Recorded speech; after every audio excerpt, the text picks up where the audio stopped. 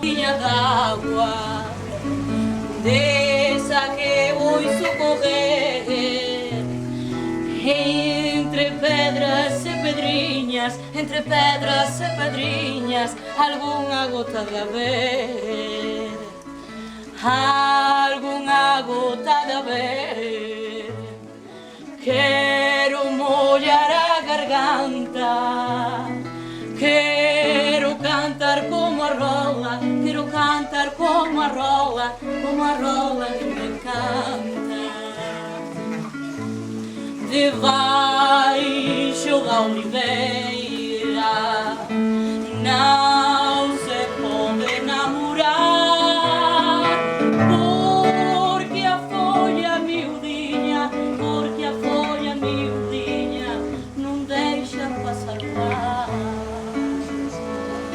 Dame unha gotiña d'agua, desa que vou socorrer, entre pedras e pedriñas, entre pedras e pedriñas, algunha gota de haber, algunha gota de haber. Quero mollar a garganta, quero cantar como a rola, quero cantar como a rola que me canta.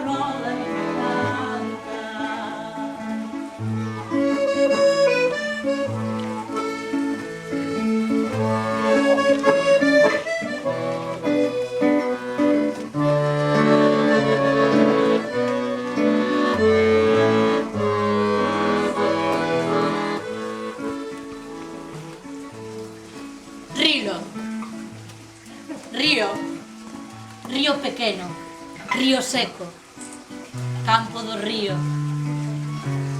rego, regueiro cego, xar e agarríos. A fonte grande, a fonte seca, a fonte bella, fonte merdeira, agrafonte, as lagoas, a lagoa, pozo, corvo, estancado.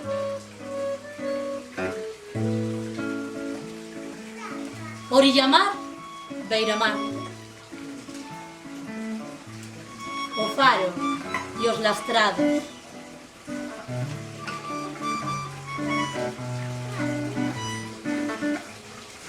A marnelas, as mareas.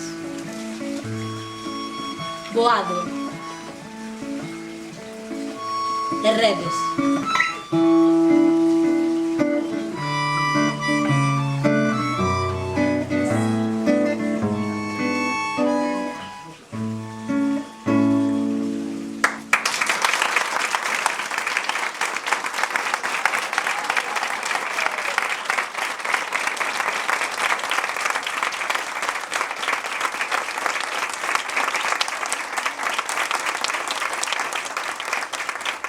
Foi pola auga, ou pola propiedade da auga dun río, que dúas familias e outra máis viviron confrontadas. Os Vilá e os Rodríguez eran dúas familias aquí do lado, con terras e boa posición. Pola casa dos Vilá, pola parte de atrás, aló onde a finca lindaba, pasaba, e sigue pasando un río, o río Pedograr, seguro que sabedes, non? E resulta que tiña unha horta para a parte de atrás. E un día o señor Dionisio, pois, pasouselle pola cabeza unir o terreniño da casa co da horta de atrás, pois facendo unha ponte. Pero claro, aí apareceu a figura do veciño, do señor Rodríguez, que era así un veciño que, bueno, tiña unha posición económica bastante boa, movíase así no ámbito da xustiza, da igrexa, da política, bueno, supoño que xa me entendedes. E non se levaban moi ben. Todo empezara por unha figueira, que resulta que estaba na finca dos Vilá e outro quería que cortaren e aí foron o primeiro preito. E cando os Rodríguez souberon que os Vilá querían poñer unha ponte para cruzar os ríos, foron o segundo preito. O Marcial andaba na casa medio quente dicindo algo así: Pues si quiere montar una puente, que tenga en cuenta que el río curso arriba y curso abajo y todos sus lindes son míos. Y como tengo el molino, el agua también me pertenece. Y o padre ahí así por atrás, ¿sabes? Dándole. Sí. Y es más, si quiere poner un puente, pues tendrá que ser a una altura que entre un hombre de pie por abajo, con un remo en la cabeza y los brazos estirados. Y la cosa pues fue peor. Y Dionisio decidiu facer o que facemos moitas veces. Pois hai dúas formas de facer as cousas: pedir permiso ou tirar para diante. Pois ele tirou para diante. Empezou coas obras aí a facer para poñer a súa ponte, ter as dúas finquiñas unidas, e xa visualizaba todo. En unha destas chegou a denuncia. Entón ele decidiu pasar ao segundo plan, que era pedir os permisos. Escribiu e pediu os permisos ao Concello de Ares e deronllos. E seguiu coa obra, non comezou que se estaba comezando, seguiu coa obra. E seguiu coa obra. E volveu a denunciar a familia de Rodríguez. E ele xa estaba desesperadiño. E estes, como manexaban bastante, xa vos dixen, no eido da xustiza e da política e da igrexa, e de todas estas cousas, así, como diría o amigo Casale, da xente pobre, sabes?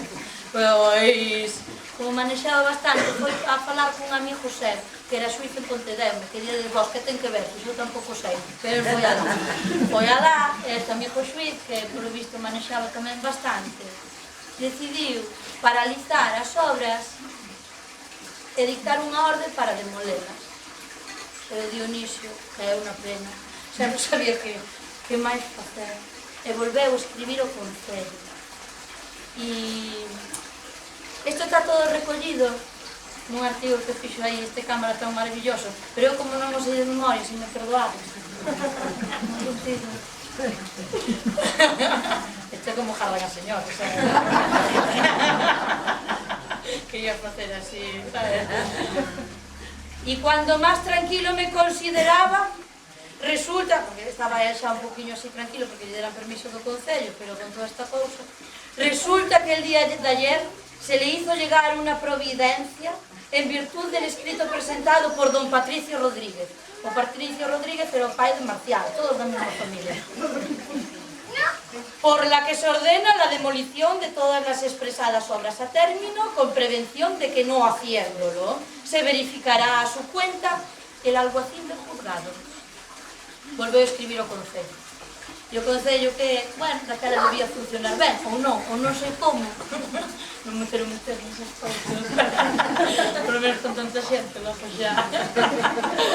Pois, díxolle que tiña razón, que podía seguir coa obra diante, que estaba en todo o seu dereito. Unha cousa ter un muiño e outro dereito, sobre todo a auga.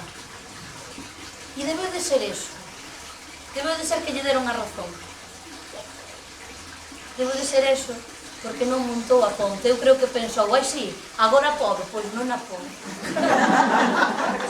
E se vades por alá, polo río cerquiña do Río Vello, onde estaba o muiño, veredes que a día de hoxe ao menos non hai ponte. E polo que teño entendido, non houve. Xa vos dixen que esta historia comezaba cun río. Era unha historia de auga que confrontara a dúas familias e a outra. Aos Vilar co Rodríguez. E os vellos co Rodríguez tamén. Porque resulta que os vellos eran parentes dos Vilar. Bueno, naquele momento do preito, os vellos deixaron de ser os vellos e começaron a chamarse os caja na saqueta. Non sei eu, porque está recollido e eu lin, e así mo lo conto. Começaron a chamarse os caja na saqueta porque antes huían no muiño do Rodríguez. Ao estar enfrentados, dixeron, o que? Vamos a Río Castro. E ían ata Río Castro, que non sei se sigue ese muiño en pé ou non sei se alguén me pode decir. Sigue ese muiño? Non fun a ver, non me documentei o suficiente. Irei a verlo logo. Pois, dicían, o que? Vamos coas saquetas ali de millo e trigo ate o muiño. E íbamos adultos e tamén os nenos, porque daquelo da explotación infantil non existía. Era como os billetes de 5 centos ou algo así, eso non existía. E ían. En unha destas que ian a moer o millo ali, a un dos pequenos entroulle así Entrou como un apretón, non? Entrou un apretón e como que non quera cosa, cajou nunha das saquetas. E dende aquela, os vellos xa non son os vellos, son os cajan na saqueta. Non sei se hai algún presente, con mellor hai algún descendente. Por aí temos. Temos por aí. Bueno, pois, eso mismo. Xa vos dixe que un río confrontou a dúas familias e outra máis. E dende entón os vellos non son os vellos, son os cajan na saqueta. E a verdade que non houbo ponte, que hoxe non hai lavadoiro e tampouco hai muiño. E o único que sigue, camiñando, camiñando, é o río.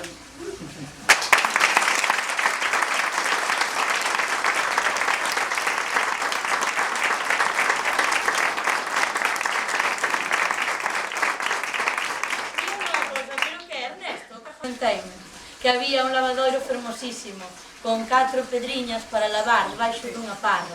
E cantas historias non terá habido ali, e cantas non terán pasado aquí.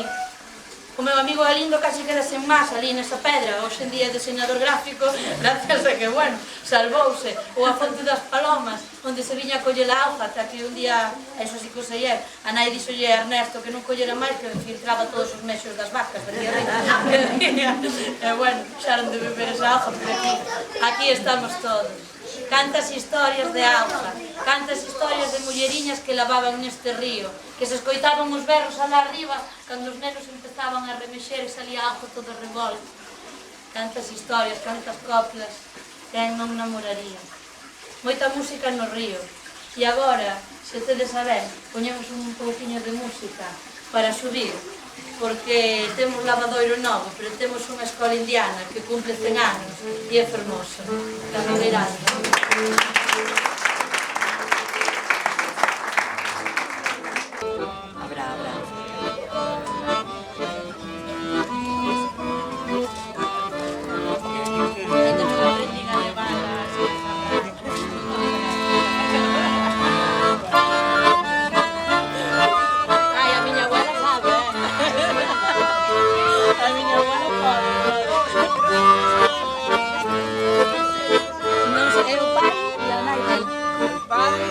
O pai e a nai dele son os da historia que contei. A historia que contaste. E dos pai e o meu avó, que son os meus avós. A historia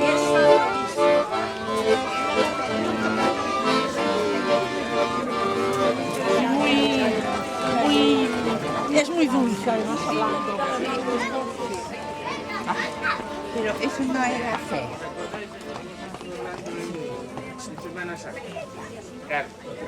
Era Carlos Botas.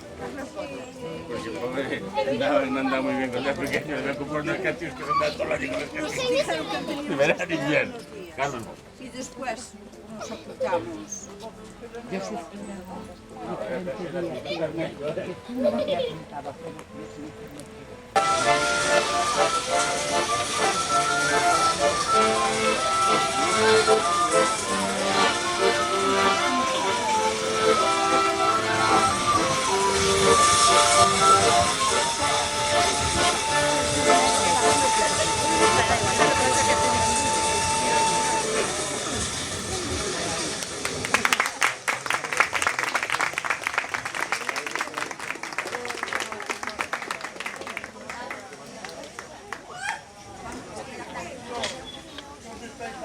No, retorcendo para o mismo lado. Estaban perdidos. Era mala cousa esa. Pero bueno, non vamos a matar o xanixen, só vamos a colocar unha saba. Mírame que o bordado quede pa diante, que esta saba agasallaron a miña nai cando casou. Come todo, Mira que nos queda o bordado aí. Da porta. Ben postiño. Bueno, que, como a vedes? Tírame de aí un poquinho. Ai, perfecta. Xa vedes que nós somos mulleres de secadora, Sí. Nada de... Ai, perfecta. Ai, ben mola perfecta. Ponle unha pinciña, muller, que se ven vento. Está perfecto. Sí, claro, che non dá.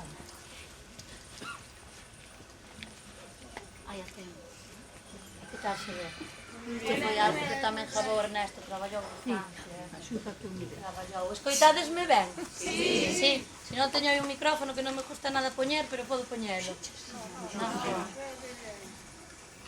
Estas historias de lavandeira realmente inspirounas sin ela sabelo a Mari Vega que anda por aí atrás.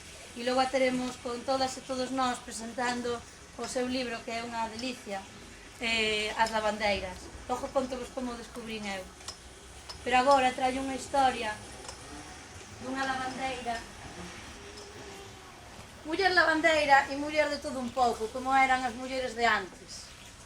É a historia de Manuela Lores.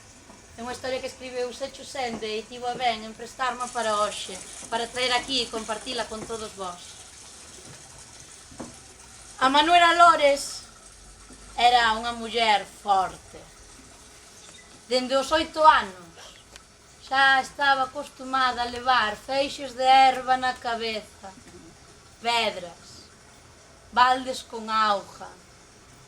E co tempo foi quen de levar ata 30 kilos de berberechos en riba e camiñaba 17 kilómetros dende Samieira até Pontevedra.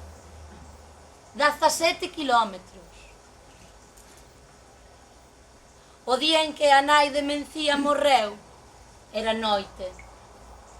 Era noite e morrera a nai de Mencía e había que ir ata Pontevedra, 17 kilómetros, a buscar o ataúde, porque non había cartos para os portes e tampouco había animais de carga na casa das veciñas. Vou eu, dixo a Manuela Lores. Agarraron, colleron o pouco cartiño que había e marchou no medio da noite. Era unha noite escura, pero con lúa chea. E camiñou 17 kilómetros até chegar a Pontevedra. E chegou ali e petou na porta da casa do carpinteiro e abriuse a porta das caixas de madeira dos mortos. E ela pediu un ataúde.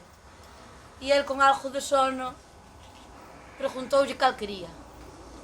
Pois o máis barato que ela ia querer. E preguntoulle as medidas, e ela non sabía. Pois é para unha muller así como a min. Pois deítate aí. E alá foi a Manuela Lores, que era unha muller forte e tamén valente. E meteu unha perna, meteu a outra, agarrouse así as beiras, meteu o cu. E cos brazos en cruz, deitouse no ataúde. E efectivamente era a súa talla. Pagouno, puxo o molido na cabeza e levantou en alto aquel ataúde.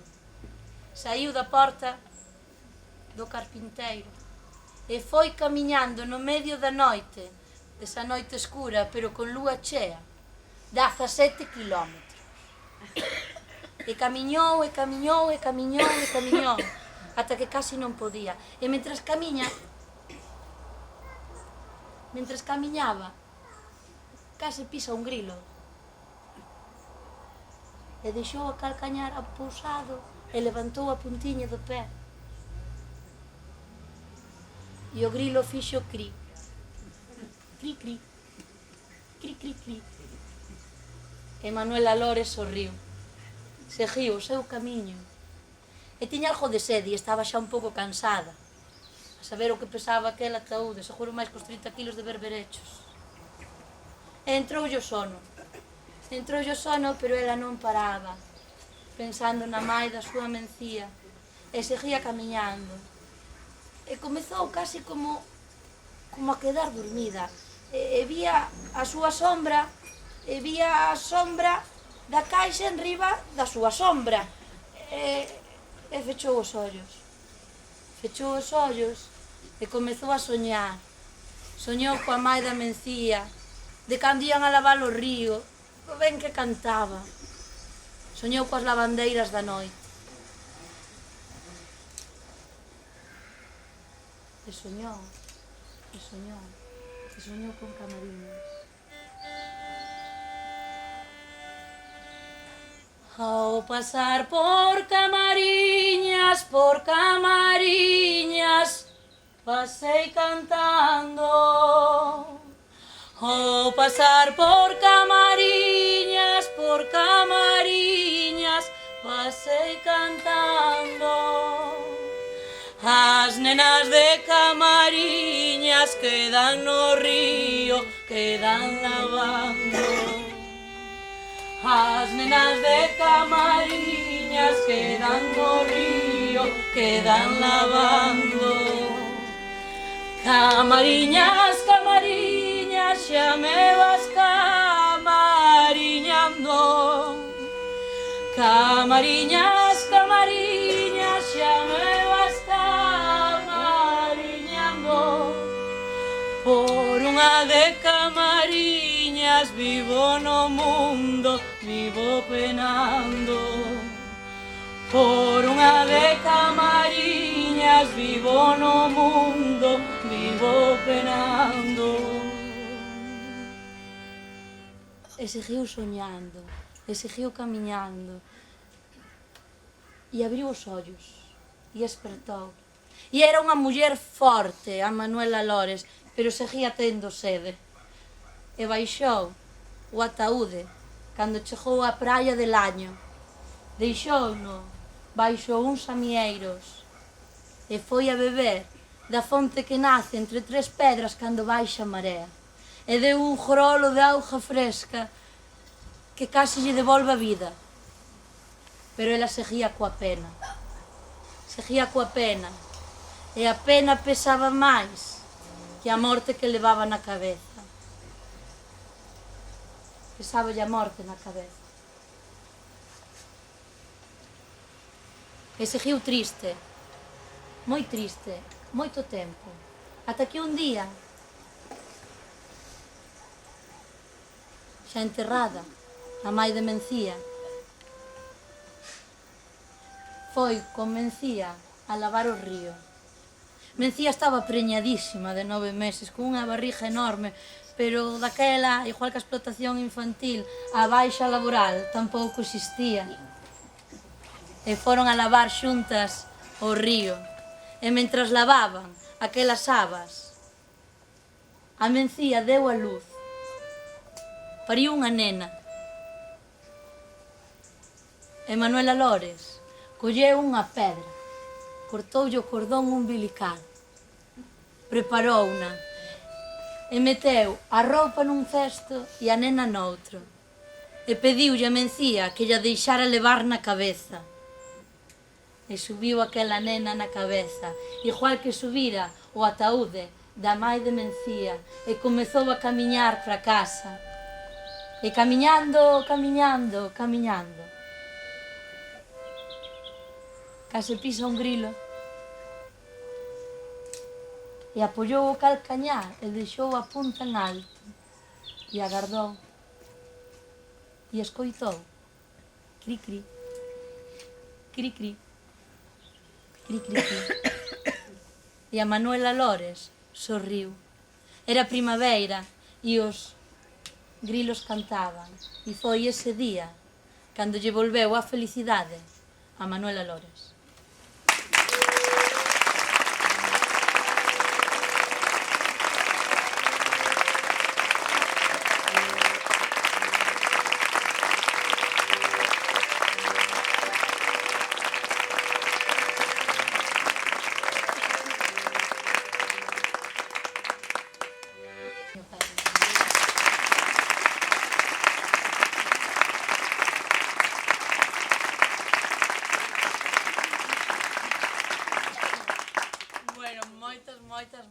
Moitísimas grazas. Creo que a estas alturas xa podo dicir que estou moi nerviosa. Non, alojo vaime botar a bronca porque me di, nunca se di eso.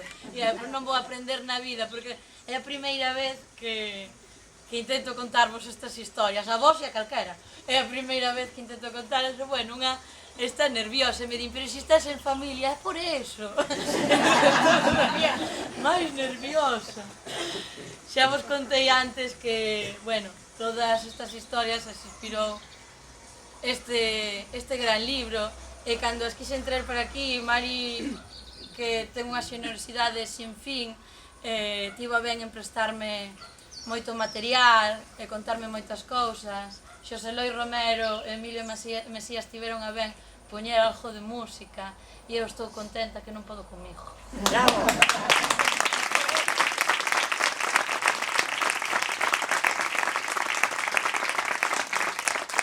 Porque ao final así é como se fan as cousas e como se anda polo mundo un poquinho poñendo todos, non? E así é como se construen, ou como, ao menos, eu entendo que se construen as cousas arrimando o lombo.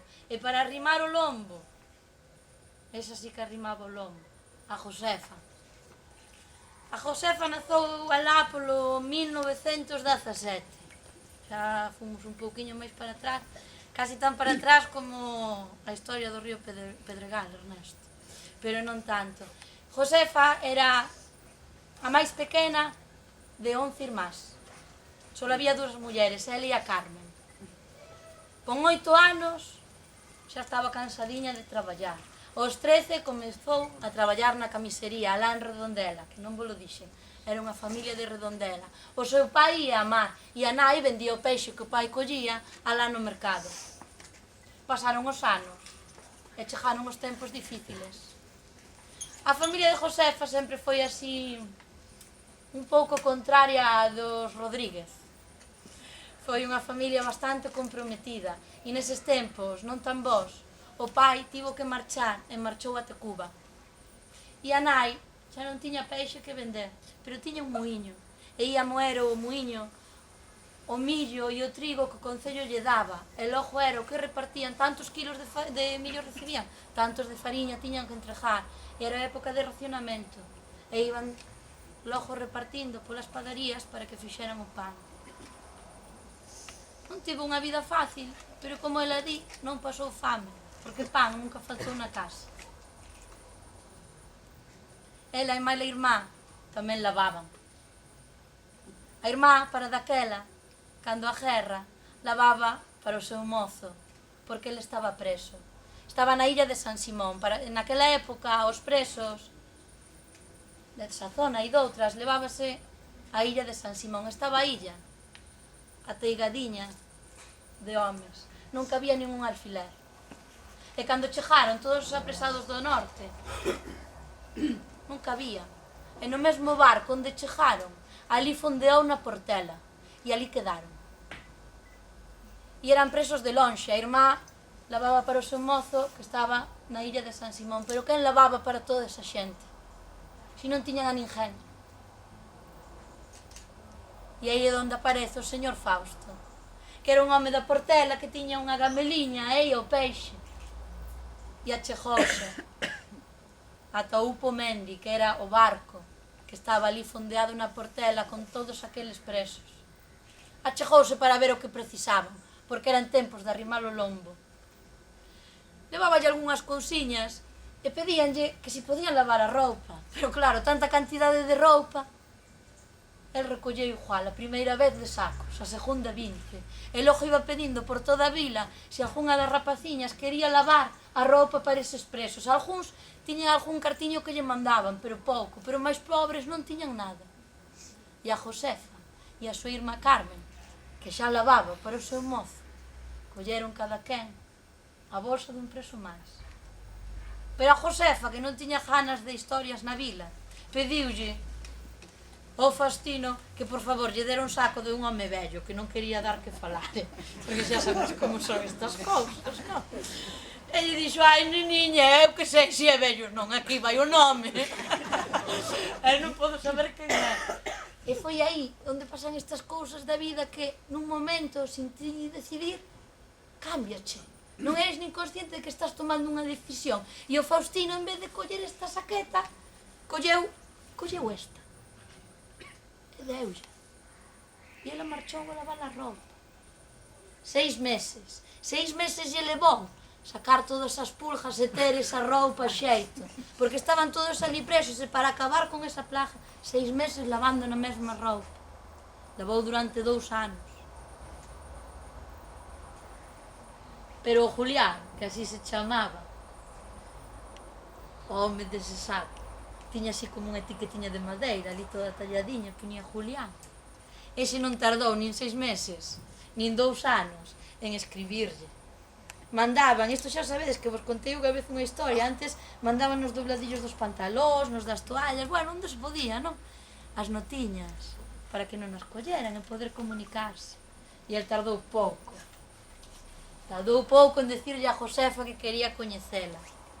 Ela xa levaba tempo lavando a súa roupa, e cando en vez de lle levaba un caldiño, pasaba un caldiño e gustaballe ben.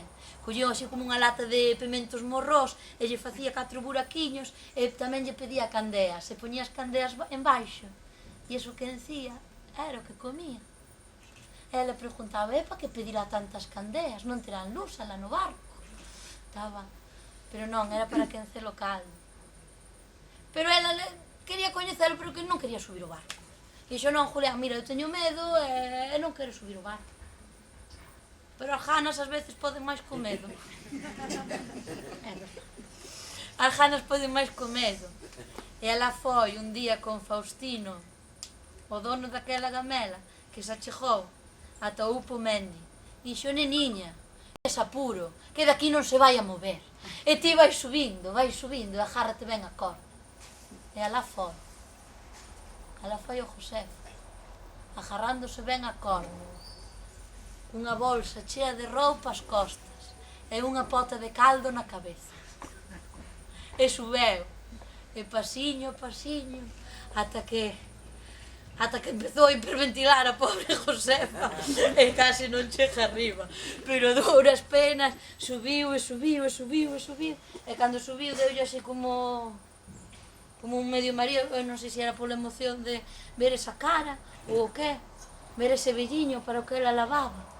E deulle medio mareo destes, me vou a tirar despaciño, vale? Medio mareo destes, e caeu ali cando chegou o barco. E non lle deu tempo a pota a caer o chan, porque xa había unhas más ali que estaban esperando, agarraron na pota.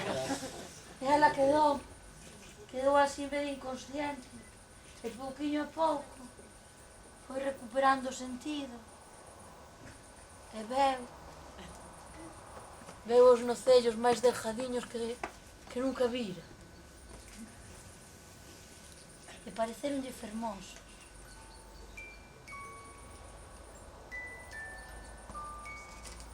E veu os xeonllos máis esqueléticos que vira na vida.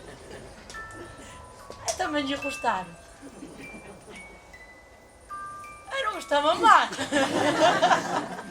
E seguiu subindo.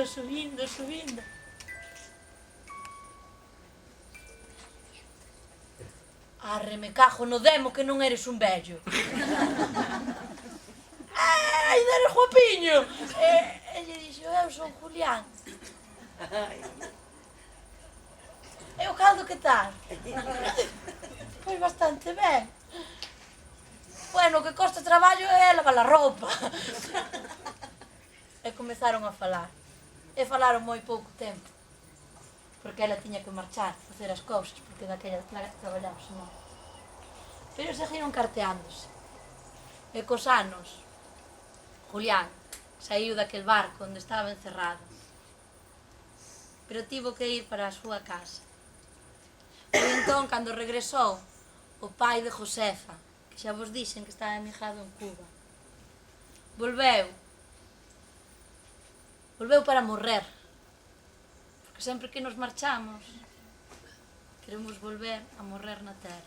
Alo menos eso. E volveu para morrer.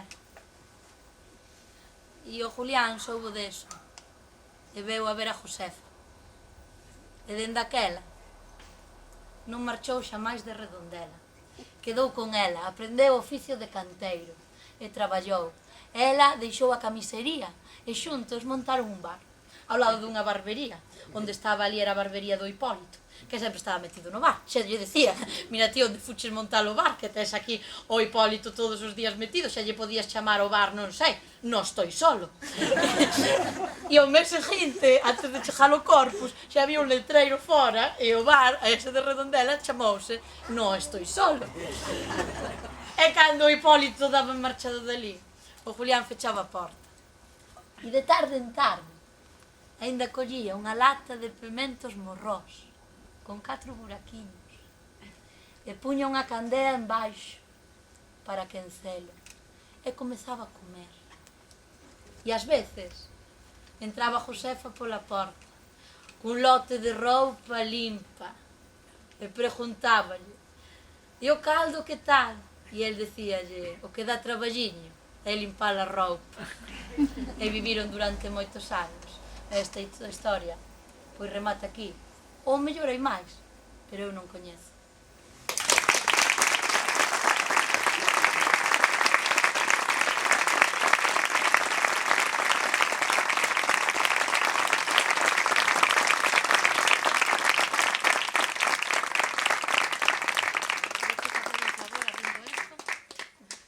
Bueno, xa estou case na despedida.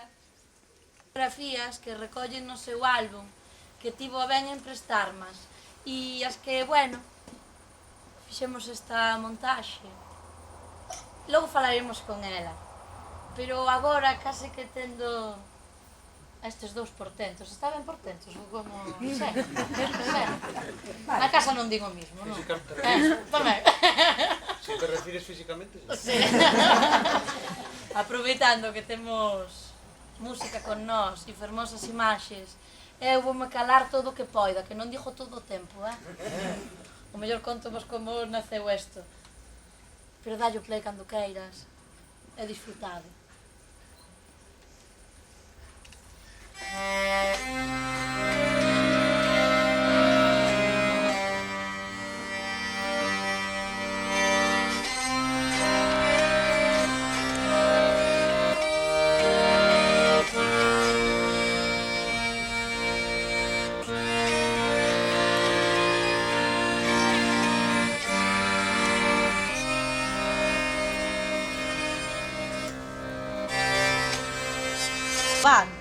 Non creades que estamos a mal, estamos moi ben, pero está disfrutando das ferias.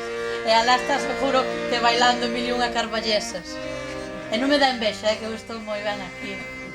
E fun onde e dixen: Santi, vin un libro. A mí moita, pois xa está. A verdad que sempre que pedí, ben. Será porque pide así, con esta cariño así, esta maneira de contar.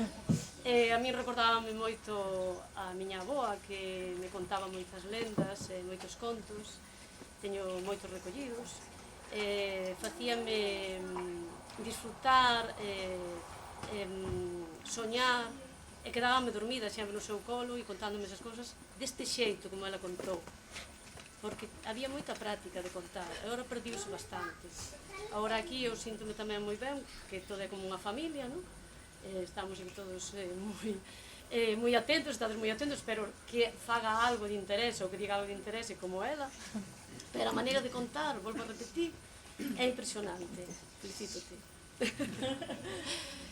Gustoume moito cando se levantou esta señora a darche un bico, che dio un bico, que foi espontáneo, penso, pensei que estaba preparado, pensei que había algo preparado. Non, o pensei, pero... É que obedece. Tiña que facelo miña nai, pero non... Deixa xa me fago cargo. Tiña que facelo miña nai, pero Deixa xa me fago cargo. Como aprendiu ela a contar así, todos isto que contou, escoitando, non? Entón, a xente que escoita, pois, despois sabe contar, que ten moita sabiduría, sabe moitas cousas. Eu, gracias que tamén me enseñou a miña avó a escoitar, ou aprendí con ela así a escoitar, pois, escoitando a unha señora, primeiro, este traballo de investigación, primeiro vin as fotos, como fotógrafo, son. Entón, uns amigos meus tiñan un arquivo de fotografías en cristal, negativos de cristal, de finais do século XIX e principios do XX. E eu empecé a positivar no laboratorio tradicional, analóxico, que sabemos todos, e empecé a ver que había bastantes de lavandeiras, onde aparecían lavandeiras. Aparecían as burguesas e os burgueses por ali, e as señoras lavando. E, por sorte, pois a nai dunha amiga miña, que agora está bastante maior, pero xa fai bastantes anos que fixen este traballo, pois estaba moi ben e tiña moita memoria, era filla, sobrinha e neta de lavandeiras de oficio. Porque nas vilas grandes, nas cidades, había pois hospitais, mosteiros e burgueses Entón, dabanlle a roupa a lavar a mulleres que tiñan o oficio de lavar. Esta señora, que se chama María, pois contoume casi, diría, o 80% ou así, de todo o que aparece aquí de investigación de campo, non? Como lavaban, canto cobraban, como se chamaba o sitio mellor para lavar, que era o ollo de gato, claro, porque despois iba, a auga vai correndo e a sociedade iba para as outras, non? Gracias a ela e gracias a estes meus amigos que me deron, pois me deixaron utilizar as fotografías así, como ela me decía. María Min. Hombre, pois non faltaría máis, non? Todo isto é sabiduría, a historia é sabiduría, hai que pasarlo a xente que pois non tuvo a oportunidade de ver esas cousas, pero é que non somos historia, non saímos da nada, saímos de todo isto, non? Entón aquí, pois, eu falo das lendas, que ela xa dixo moi ben, da mitoloxía da auga, nos lavadoiros, reuníanse moitas señoras lavando, e os señores iban ali pois, a facerlle compañía, e como me decía María, que ali na ponte que vai para o Pedroso, sabes, a ponte do Arzobispo, pois, elas estaban lavando do lado do río, do outro lado así, os homens cando salían das fábricas, así, sentabanse ao lado da capilla, enfrente, así enfrente, e ela decía, claro, e elas move, e onde miraban eles, onde miraban, e baixadas, así, contaban moitas anécdotas, e, bueno, nada, cando acabei de escribir, de recoller máis fotos que as dos meus amigos, porque hai moitas máis, presentei un premio no ano 1996, o premio Xoana Torres, que convocaba o Concello de Compostela. Sí, recortes, e que onde se recorta, pois nesto, non? Vale. Quedei moi sorprendida, que foi premiado, e no ano despois, 2002, a nosa terra, pois, estuvo a ben, pois, publicado. E eu estou super feliz, enseñárvolo aquí, explicarvos se necesitades alguma explicación máis, ou queredes que eu creo que enviar me preguntedes se queredes saber algo máis, que a que eu pois fale máis. Ora, cando dis, hai alguna pregunta, quedan todos caladiños. Bueno, a mellor algunha xa. Estive pensando que estas cousas que levar un caldeiro con preguntas e obligando. Aproveitade que está a Mari connosco hoxe e calqueira cousa que querades compartir con ela, pois... Espero que non vos aburrira moito, porque despois de como conta ela... Ora cando sona o grilo de Manuela Lores, cri, cri, cri, cri.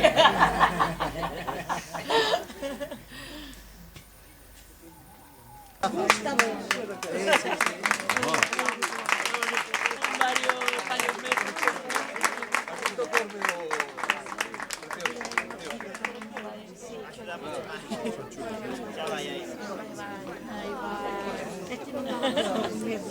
Veña, carga, aguantei. Lourdes, aguántame este labio. Lourdes é o compañero de teatro. Así que la casa, así. Oye, moi ben. Vale, non sei si. Fotografías, a ver. Si vos vale vos. A non nos vale. Encantada.